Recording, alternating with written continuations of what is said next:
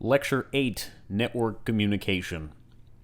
Now that we've got a good idea about how to establish a connection for communication, we know how to set up the client side with the client side workflow, where we just create a socket and we fill in the address and we connect.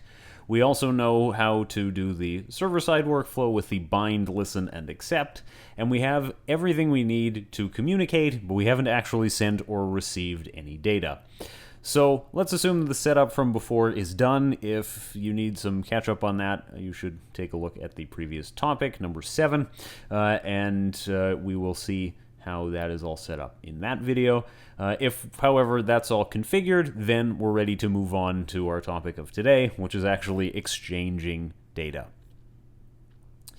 So, wait for tech support is a problem I think we might all be at least a little bit familiar with.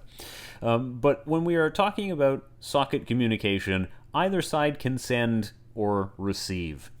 Figuring out whose turn it is to send and whose turn it is to receive depends entirely on the application, depends entirely on what we're trying to do, and what the content is, as we discussed much earlier in previous discussion of inter-process communication in general, is irrelevant as far as the network is concerned. It just sends data. Data is sent from A to B, and responses are sent from B to A. However, what actually the content is irrelevant from that point of view. And by that same token, it doesn't matter once the connection is established who is sending data and who is receiving, as long as the programs know what they're planning to do. The socket connection with the stream is bidirectional, so you can send a request and then wait and receive a response on the same connection. There's no problem there, and that's something that you would see quite commonly in the code that you will write and read. Okay, our function for sending data is straightforward. It is send. It takes as an argument 4 things. A socket file descriptor, that's the one that we want to send the data to. Remember that for the client, it's the one that was returned from the call to socket. That's the client-side one. And if it is the server, it's the one that was returned by accept. Then we have a pointer to the message. We have the length, that's the size of the message. How many bytes, when we follow that pointer, are we going to send? And then there are flags. For the purposes of this course, we will not go into the flags. We will just say 0 for the flags is sufficient, which says default is fine. The return value of send is the number of bytes successfully sent. If something went wrong, this is -1, and the error number variable will tell you about what exactly went wrong.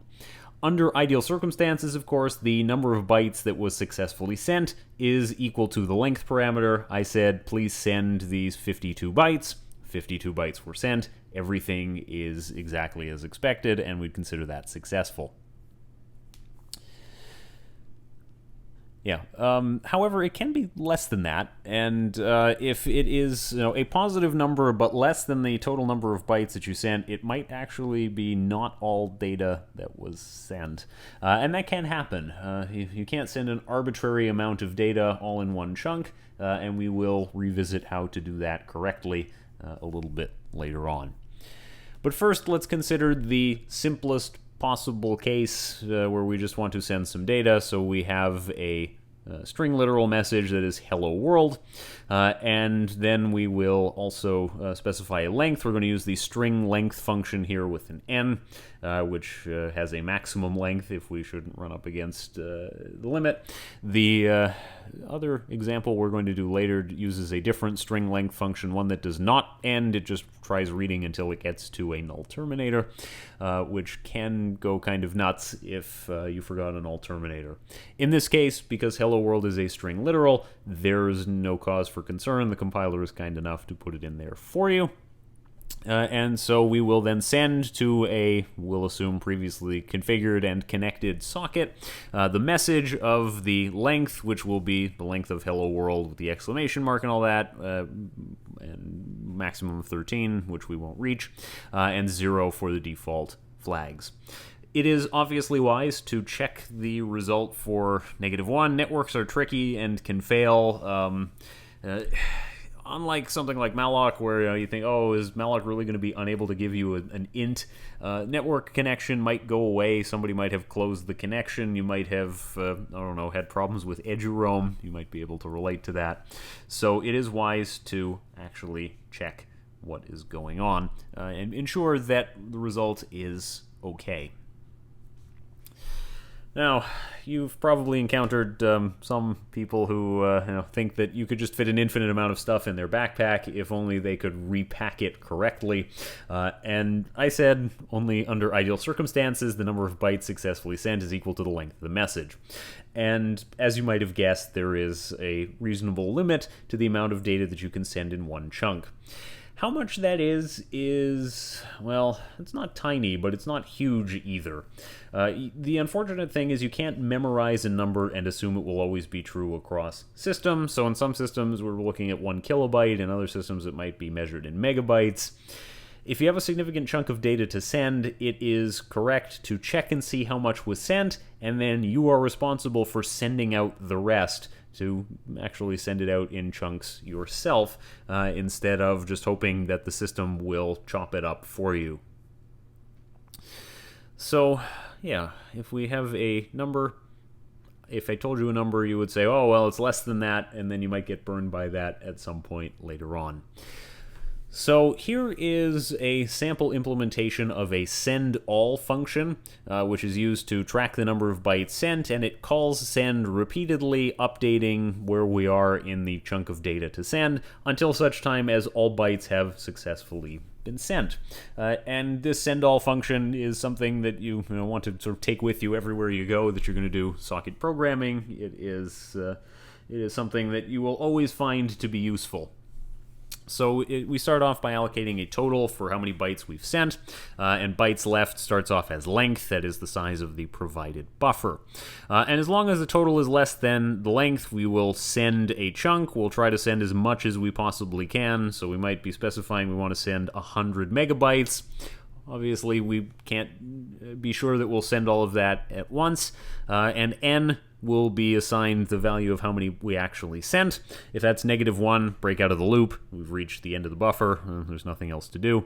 And if n is then something other than -1, we will increase the total by the amount that we have sent, and we will decrease the bytes left by the amount that we have successfully sent. And then this function actually updates length to be the total to return the number actually sent. So if something went wrong and we only sent a partial amount of bytes, it will tell you how many bytes we successfully sent, and you would know how far you got in the transmission of that message. But otherwise, yeah, send_all is the correct way to do this, because send is called in a loop as many times as is necessary until such time as we actually have sent everything we are supposed to send. So send is somewhat straightforward. Receive is a little bit more complicated. Receive also takes 4 parameters, and it is, as you would expect, the mirror image of send. Receive specifies a socket where we want to receive data from. For the nth time, the socket for the client side is the one you created with socket. For the server side, it is the one created by accept. We have a buffer. That's the destination where the data goes when we receive it. The length, the maximum size of the buffer that we're going to write this data into. There could be more data to receive than we can fit in our buffer, and that's okay. We'll just take a chunk and write it down, deal with it, and then we can go back for the next chunk. And flags, again, can also be 0 because we are perfectly happy with the default.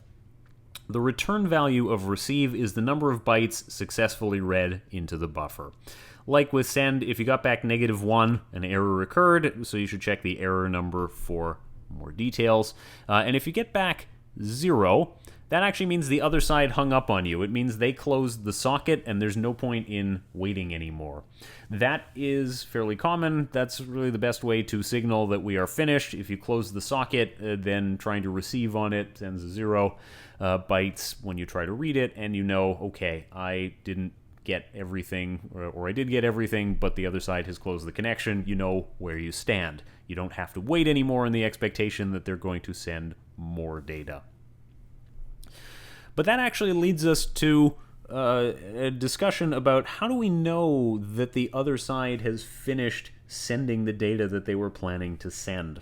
That's something to work out with the sender. That's why in movies, when characters communicate with walkie-talkies, they say over when they finish their transmission.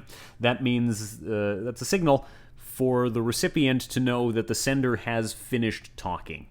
And in network communication, you've got some choices about what you want to do. One is that there might be a predefined length of a message. If a message is known in advance to be of a particular size, you know that's how much you're sending, and you know that's how much you're receiving, and that works perfectly well. It is temperature data or sensor data from something, and you're sending it. Well, we know what the size of that is in advance, and we know that's how much we're sending, and we know that's how much we expect to receive. Option 2, negotiate it at the start of communication. That is, when you are setting up whatever you want to do, whatever transfer of data, at the beginning, the client and server discuss how much data are we going to send. That happens when you want to download a file. If you were downloading a file in your web browser, I don't know, it's a PDF from the course repository. When you request a file, there's a little bit of exchange that happens at the beginning where the server says, okay, you asked for L8 networkcommunication.pdf. This file is of size 1 megabyte. Okay. And then as the client, as the web browser, when you're downloading the file, you know how big the file is in total, and then you can also show a nice bar graph or progress bar that shows to the user what is our progress in downloading this file. Now, if it's 1 megabyte, it's over with pretty much instantly. If your internet connection is not very slow, but you get the idea. That if that is communicated in advance, it helps us to know, do we have the whole file or do we not? You may have observed sometimes when you download a file that you don't get that information, and it just says, oh, so far I have downloaded this many megabytes of this file. That's what happens when there isn't that negotiation up front saying this is how much data you should expect. And that makes it much harder for the web browser to know, did we finish getting all of the data, or did it just get interrupted at some point? The last option, of course, is just wait for the other side to hang up. If they're going to hang up when they've sent all the data, that's our signal that says, yep, I guess we're done. Although we do have to account for the fact that network problems might close the connection unexpectedly. Okay. Suppose that you are sending more than just a string, though. We can do a string example if you want, but when it comes down to it, we're not always going to just send integers. We're not always just going to send basic types. Can you do a fancy thing and write directly to a struct by making the buffer location, the location of a struct, and the length the size of that type? So instead of having a buffer where you copy data into the buffer and then send the buffer, can you just read a struct directly and send a struct directly and receive a struct directly? Sure, but that doesn't make it a good idea. This requires that the representation that you receive over the network to be exactly the same as your struct. That means that ints have to be exactly the same size, and there can't be padding between members of the structure, and there are a lot of things there that you just can't count on. The idea of sending a struct just directly sort of in raw format, just its ones and zeros, and expecting to reconstruct it identically on the other side is unrealistic. There are some systems that require things like 16-byte alignment of fields, and so you can have wasted space in your structs that you wouldn't ordinarily notice, but pose a problem if you tried to do this. A more sensible approach is that you serialize your data in some way, so you convert it to some intermediary format, and then you deserialize it on the other side. And good example of one of these serialization protocols is, of course, JSON, Jason Voorhees, the serialize killer. And serialization converts the data to this byte representation. It can later be reconstructed using a deserialization process. And this means that you aren't expecting any weird things about what the memory layout of the recipient system looks like. XML is an example of an intermediate format that would make a certain amount of sense. you might not like XML, you might prefer JSON. You could pick anything, really. The idea being that you just write the message to send into this new format, you send that new format, and then you decode it on the other side, and that means that there is a well-understood way of formatting the data and sending it so that systems that don't use the same architecture, who don't use the same software, can communicate easily, because there exists a library to serialize outgoing data and deserialize incoming data for that language, and you are not dependent on any particular representation of that data. In a practical scenario, there's no need to write your own serialization or deserialization routine. There exist libraries like protobuf-c that are designed explicitly for this purpose, and you should pick a good one and you should use it. There's no reason why you should ever try to reinvent this unless you have an extremely good reason. But for the examples that we want to think about, we're either sending a small amount of data in a string representation, or we're sending some data in integer representation, or we're just sending binary data. If you are sending a file, you are downloading a file. It is a Linux ISO that you're going to burn onto a CD because it's 10 years ago and people still do that. Well, you're just getting the binary representation of that data, so it doesn't have to be converted. You don't have to pack it and unpack it or anything like that, and you're just saving it to a file anyway, so that's fine. It only gets weird when you want to exchange data over the network that needs to be formatted and needs to be a struct, and it's going to be used in the program. So let's go over to an actual example. Now that we know how to send and receive, we've learned our function prototypes of sending and receiving data between a parent and a child process. Okay, this example is, I will say, dramatically more complicated than the previous code examples that we've looked at. The previous code examples that we looked at were usually small and sort of fit onto one screen, but now we actually have a significant amount of work to do in this program, and there's a lot of steps and a lot of moving parts, so it will look quite complicated. It also introduces a number of things that we haven't spent a lot of time talking about in terms of working with C, so we're going to make a couple of detours to talk about those things here as well. All right, we have a number of different include directives to make all of our network stuff work. You'll note the presence here on line 3 of the inet.h that's used for things like the host to network conversions. We have the socket header as well, syssocket.h, and netdb.h is also required for functions to have their definitions. And to tell you about what the program is supposed to do over its lifetime, the process creates a child process. Fine. The child process takes a little nap so that the server gets some time to set up, and then the child process generates a message and sends it over the network to the parent process. However, in this case, we are going to send it not to a different process running on a different machine, but a different process running on the same machine by using one of the local IP addresses for this machine. Okay. So, yeah, the code is, like I said, much more complicated than what we had previously seen. So, try not to sweat it too much. Okay, if fork failed, then return -1. That's what we're going to do.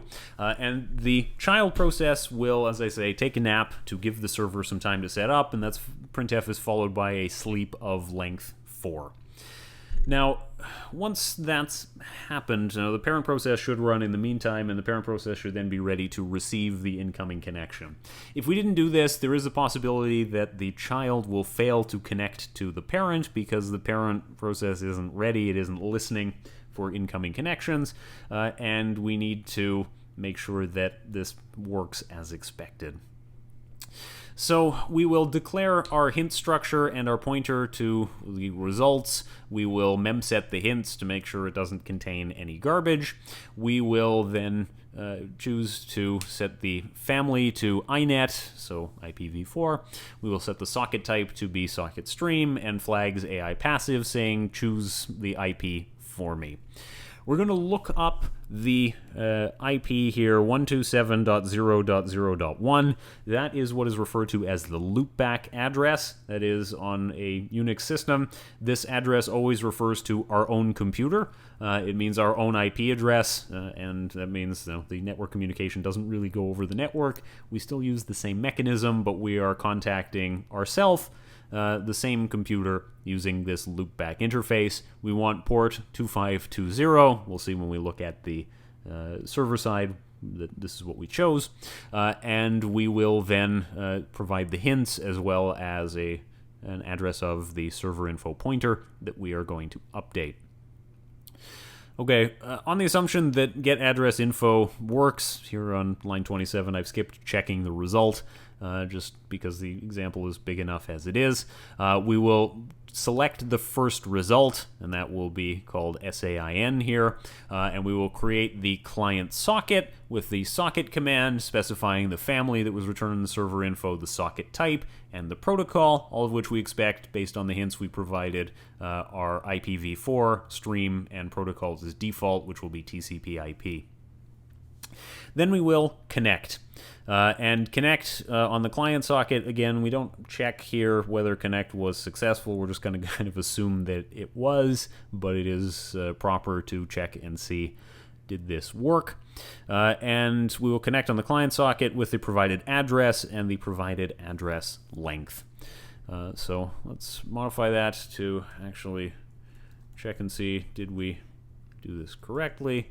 If C is -1, we will exit with an error.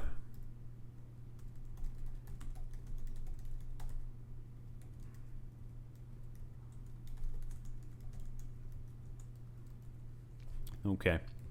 Then we will create a message. And the message here, we're just going to malloc 20 characters. We will memset it to all be 0. And then here on line 38 now, we're going to do string printf. This is something we haven't done before, but it is entirely analogous to printf, where printf writes to the console and fprintf writes to a file.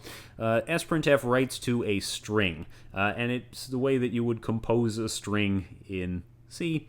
So I have message and then some number that I want to include in there, and it's going to be message 1138. And so I use sprintf to format that string and then write the result into the character array message that we have declared.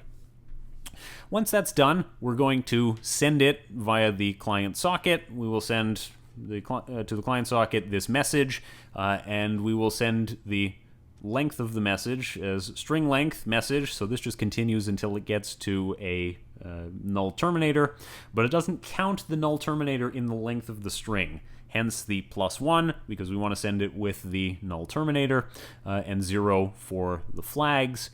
Then we close the client socket because we're done. We can deallocate the message buffer that we declared, and we can also deallocate the server info, because as the client, as the child process, we are now finished.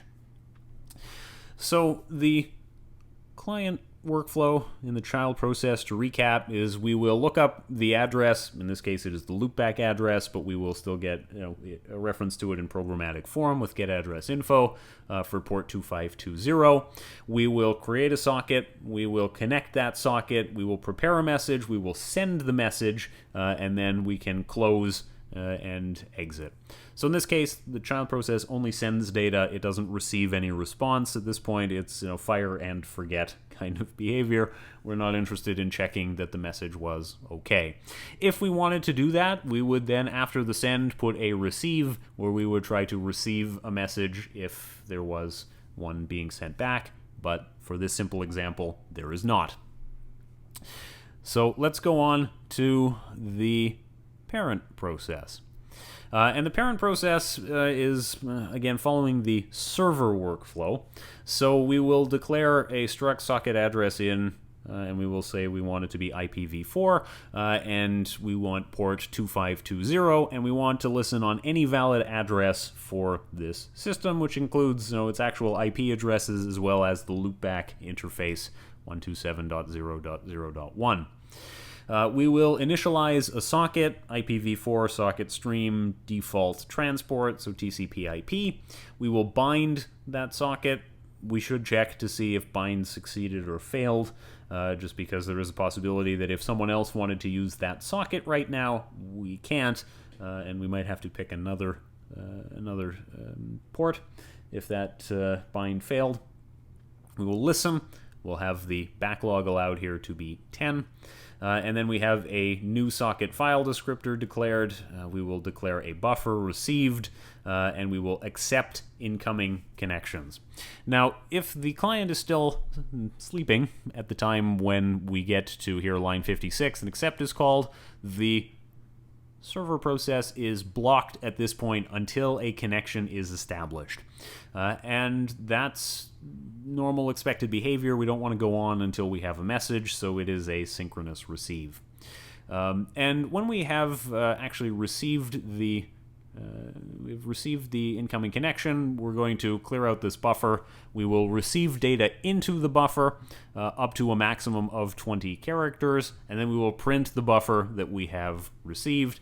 In this case, %s is used to represent a string, so if you want to include a string or a character array in your printf, it's done with %s as shown here. And then we close the new socket file descriptor. We can deallocate the received buffer, and we can close the socket that we were listening on. And then we're all done. Okay, I know this example has increased somewhat in difficulty over previous ones, but if we break it down into the client and the server workflows, it's manageable. So let's try compiling and running it. One of the things that's noteworthy about this, and I'll point this out here, is that we have to add an extra command line parameter to make this work as expected when we want to use get address info. Unfortunately, there's not always super strong agreement about how all of the libraries and everything should work in C, and sometimes we have to add an extra parameter in the command line arguments. For an assignment or anything like that, we usually provide it for you in the make file, but since I'm typing it out here by hand, I have to add it myself. And this is one of those things that you will simply have to Google if you want to find exactly what the argument you need to add is, but its dposixc source is this, and that will allow it to compile as it should. And then we are ready to run it. And the child process will take a nap, as it's written there, to give the server some time to set up. And the server receives this message 1138, which is the thing that we created with the string printf. So I hope this example has illuminated in some detail how the send and receive workflows work. In the example that we just went through, we really only send one time. Now, we should be using the send all function, and we are only accepting one incoming connection, and then we are going to exit. Again, more typically, you would accept in a loop, where you accept an incoming connection, you handle that in some way, and then you can go on to the next thing if you are ready to do so. Okay, we know how to send and receive data. When we're done, we just call close on our sockets, and that's the end of it. We have learned how to communicate using the network. All right, I will circle back very briefly to the subject of datagrams. Perhaps you think that calling is for old people and we just want to text people. So there are two related functions that you can use for this purpose. If you don't want to establish a communication channel and you've just set something up as datagrams, there are send to and receive from functions. And given what we've covered, I don't think these should be very surprising. Send to takes all the usual arguments for send, but it also then takes an address, which is the destination, and receive from has all the same things as receive, but it has two additional arguments which are updated with the from location. if you care about those kinds of things, you can use them. We will not be focusing on datagrams in this case. It is just included here for completeness, and I don't want to spend a whole lot of time going over how to use datagrams. We will just use the stream kind of communication. Incidentally, if you do call connect on a datagram socket, then you can actually skip some of this. Then you just use the regular send and receive operations. You still get UDP, the unreliable transport mechanism, but the source and destination don't have to be added every single time. So that can save you a little bit of hassle, at least in terms of how much you have to write in specifying the destination and all of that. And one of the upcoming assignments will focus on this topic, and that's no moon. Okay, so curl me maybe. In most situations, we don't really work directly with sockets. I mean, it is important to know. I think that this is extremely valuable to know, and it really is an important part of systems programming. But for a lot of the things that we want to do with network communication, doing it with the sockets level is very primitive. We have to do sort of all of our own dirty work, and it is unpleasant. It is more likely that we want to use a library for this purpose, and we're going to talk about curl. And curl is a network communication and transfer request library. Thing is that this is for the client side only. The curl library is super flexible. You can use it for many different protocols. It does tons of things, but it's not for the server side. It is only for the client side, but it really makes things quite a lot easier if you are writing a client that you can use the curl library to access various things over the network without having to reinvent things and implement your own version of the protocols. So imagine that you want to access a web service.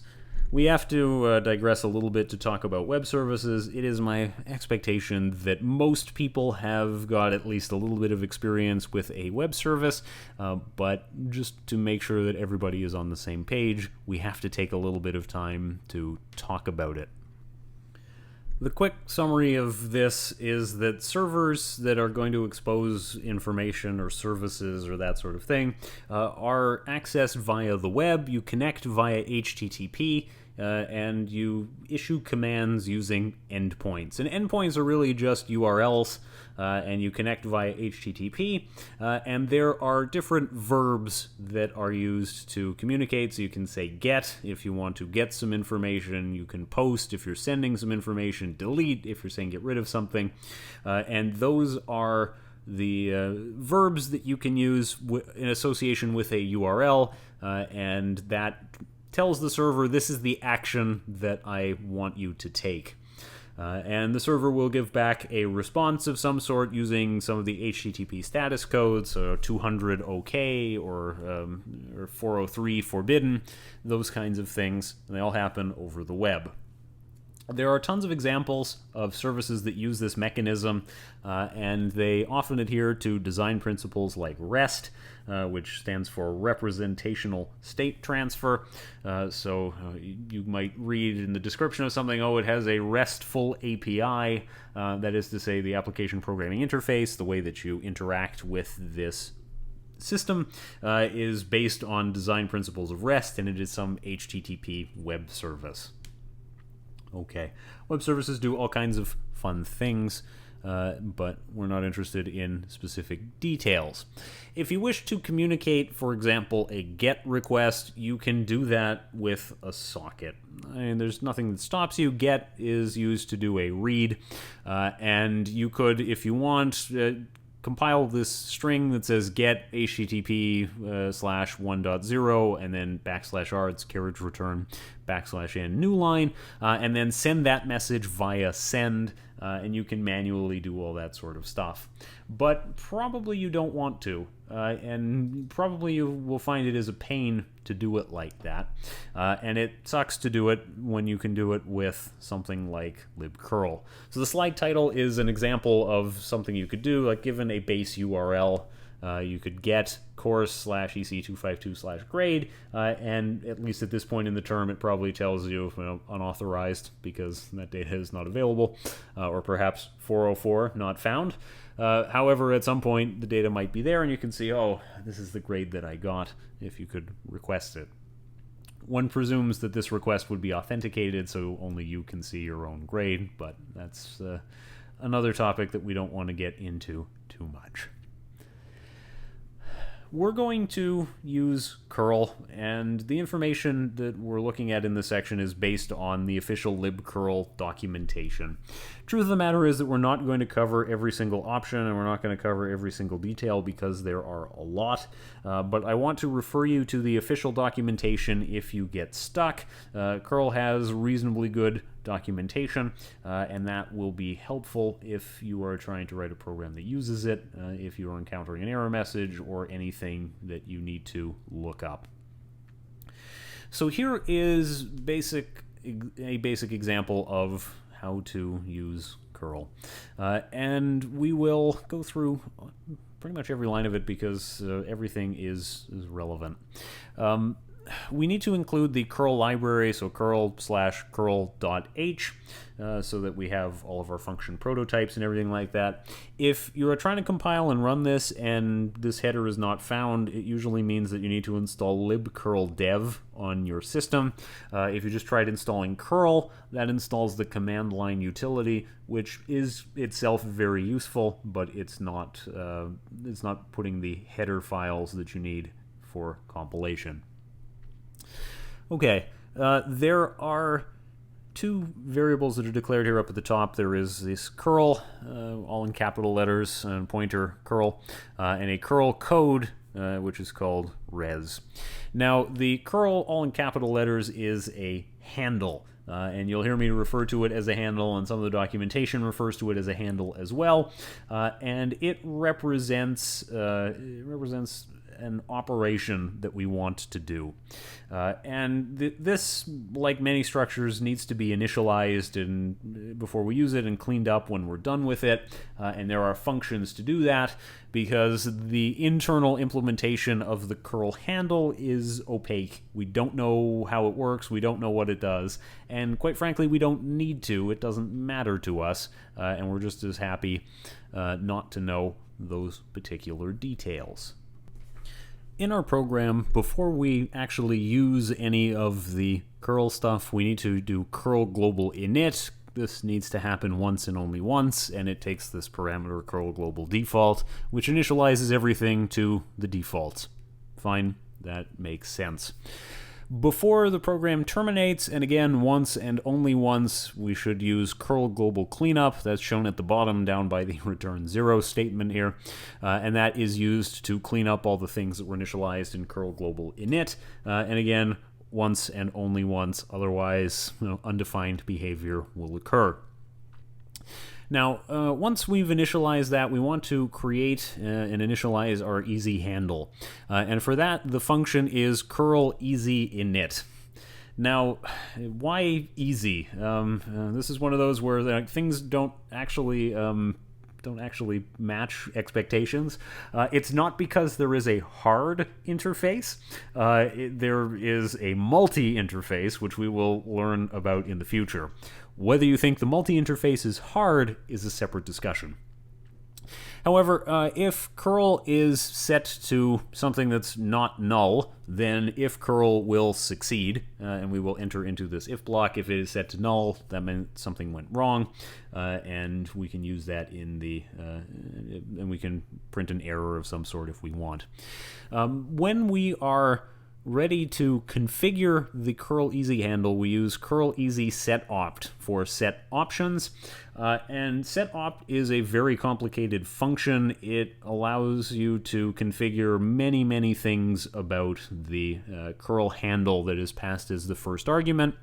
And the way that it works is you specify, first argument is the curl easy handle. The second argument is the property that you want to change or the value that you want to change. And then the last thing is the new value. So we're going to use curl easy set opt a lot. There is a disadvantage to this. There's something like 200 options. So you can see perhaps it's not pleasant to have 200 different configuration functions, one for set URL, one for set this, one for set that. That might be unpleasant. The bad news is that because it's all handled through the same function, there is very limited ability for the compiler to double check your work. You could set curl opt URL and then -7, and it would be accepted because it conforms to curl easy set opt, even though you should expect that a string literal or a character array or something is provided to be a URL. Otherwise, what happens, I don't know. So it is a drawback that it does simplify the API. There are a lot fewer functions that you have to worry about, but it limits the compiler's ability to help you and check that you have assigned the right things in the right places. So anyway, the only mandatory thing that we absolutely must set is the URL, and in this case we're setting it to this dummy URL example.com. You can in fact visit example.com, and it's very boring. It just says this is a placeholder page that you can use in demonstrations and serves no purpose. Fine. Once we've done all of our setup, in this case it is the very minimal setup, we're setting up only the one option, then we can use curl easy perform, and that says start the request. So a handle represents a request. We declare a handle, we initialize a handle, we configure a handle. When it's ready, then we start that request with curl easy perform. That's the step that actually sends data over the network. It's the one that says do the work, do what was requested. Curl easy perform is blocking, so we will wait while the network communication takes place, and we will then be able to proceed only when a result is there. Curl easy perform so does whatever we asked it to do. By default, this is an HTTP GET, and it does get of example.com, and that downloads the content that is sent back from this website. Okay, we're going to check the result, and we will then check and see if the result is not okay. If the result is not okay, there is a printf here to the standard error output, and it says curl easy perform failed, and then there is a %s format specifier, and the argument is curl easy string error with the curl code result. This is, again, a function that makes things a little bit nicer for you. Curl easy string error interprets an error for you, making it easier to understand what happened, which I think you will find is easier than Googling what does this number mean, or Erno is this, what does that mean? I'm going to have to look it up in the documentation. So having a user-friendly interpreter of what has gone wrong is something that you might appreciate. If everything went okay, the response code or the result code is curl e okay, and then we can go on. In this case, we are done. There's nothing else to do, so we proceed to curl easy cleanup. This is the one that pairs with curl easy init. It cleans up an easy handle and makes sure that everything is dealt with. It is possible to reuse a handle instead of deallocating it and allocating a new one. There does exist curl easy reset, but that's not relevant in this scenario because we don't need that. It is a one-time thing. And then we get to the end where there is the global cleanup.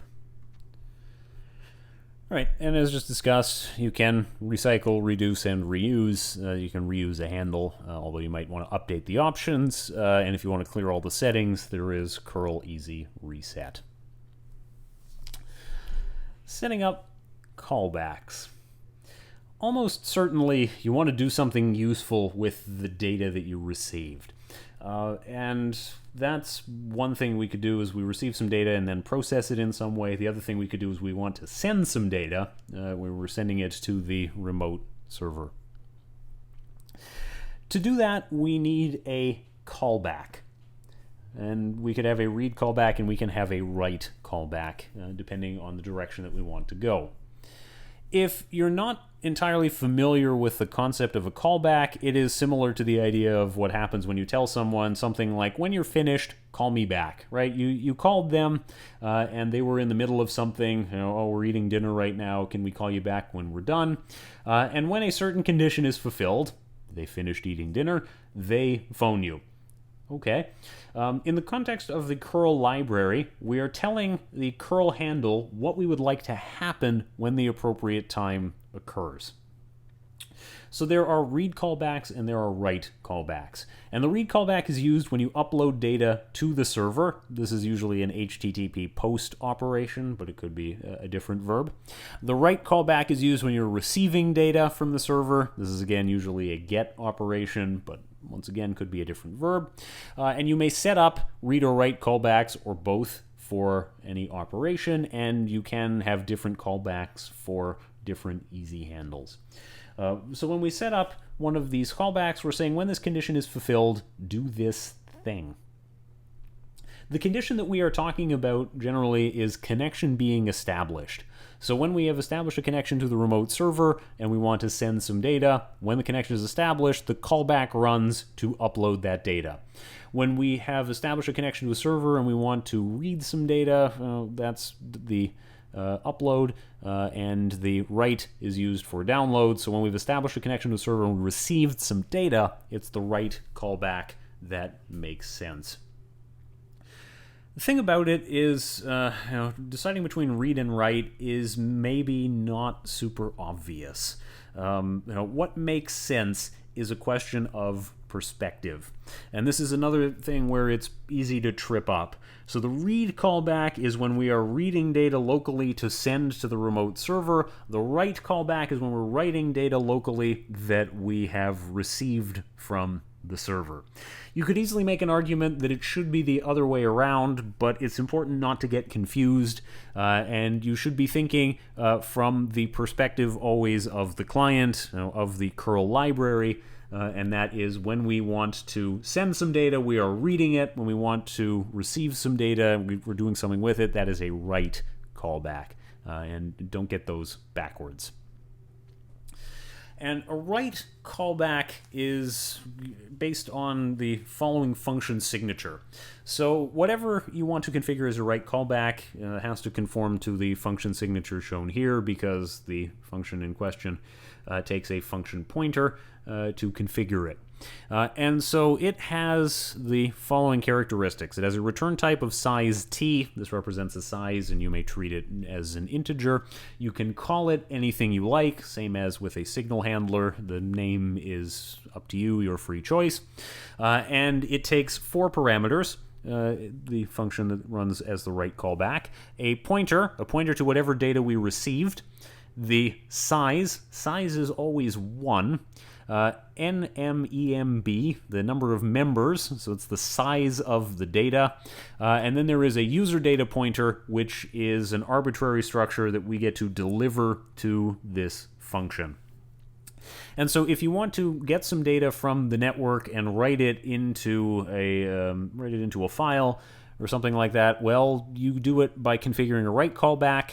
What you do is you copy the data from pointer, PTR, into a destination, and you specify the destination using user data, something to that effect. So yeah, you pass in the name in the user data pointer of the file you want to write to, and our implementation of a write callback should know how to make use of the user data type. This will hopefully be a bit better illustrated when we do an example. Now, the return type, as I said, is a size t. The specification requires that the return value at the end of your write callback is the number of bytes of data successfully processed. If that's not the same as the NMEMB, number of members, component value, the library interprets that as an error in writing, and it will close the connection or terminate it at that point. So we have to make sure that we got them all. The spec does require that the return value is as expected. A read callback is kind of the mirror image. It is also got a size t return type. Name is again your free choice. It can be anything you want. And then there is the buffer. The buffer is the area where you put the data to send. So that's where the outgoing data goes. It can't be any bigger than what the next parameters specify, which is size and number of items.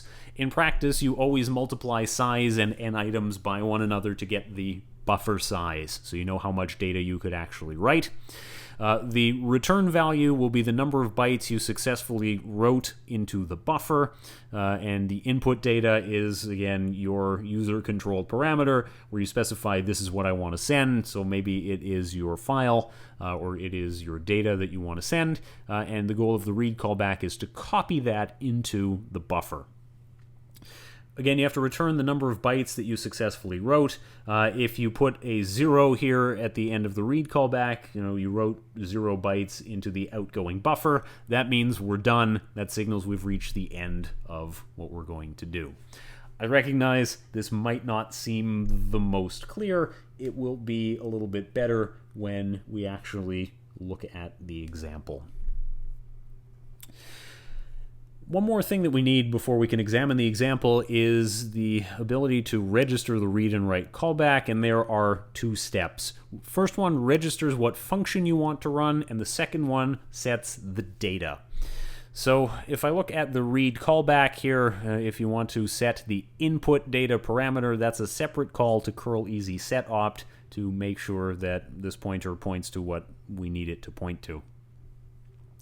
So curl easy set opt, it does return a curl code, but you specify a handle to set the callback function for a read. You specify curl opt read function and then the name of the function that we want to provide. And then on that same handle to set the data, you call curl easy set opt with curl opt read data and then a pointer to the data, and that pointer will be assigned here as input data for the read callback function.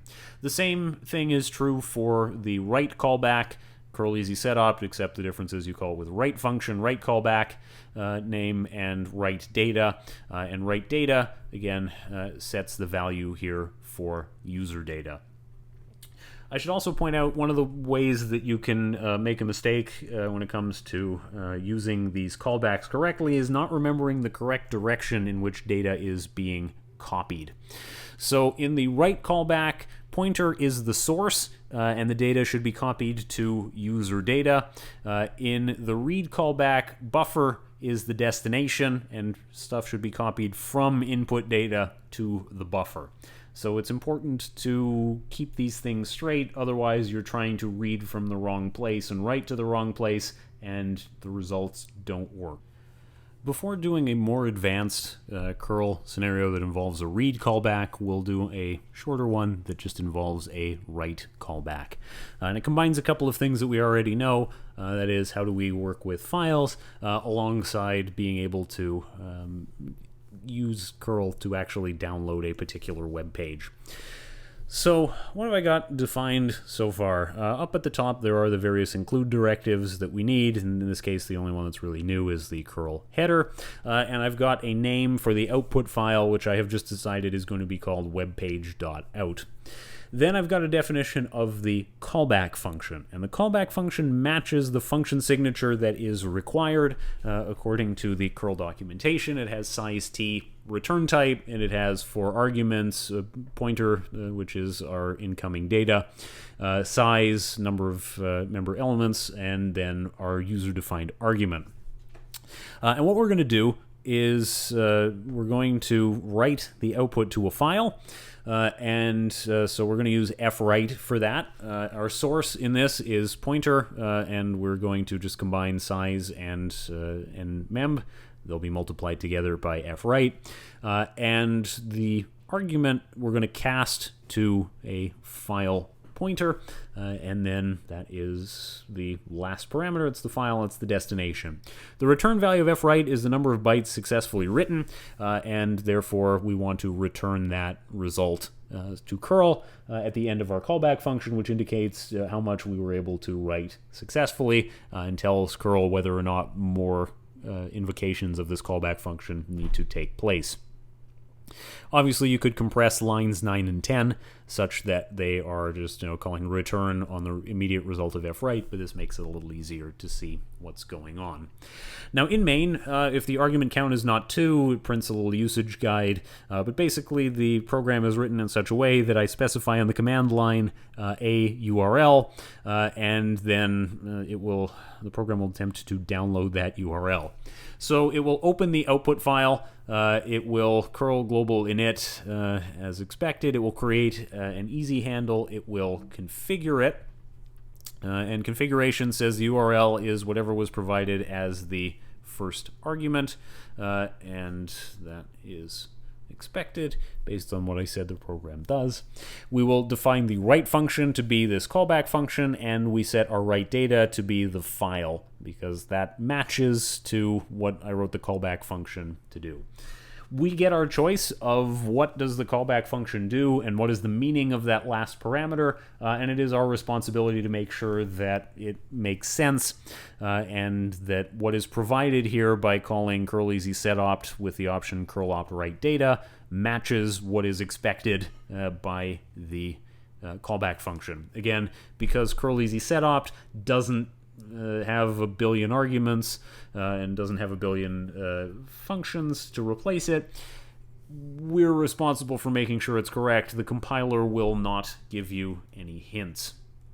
And I see now that I need to close the file F, so I will add an F close here at the end when we're done after the curl easy perform cleanup and curl global cleanup. So let's compile this and run it.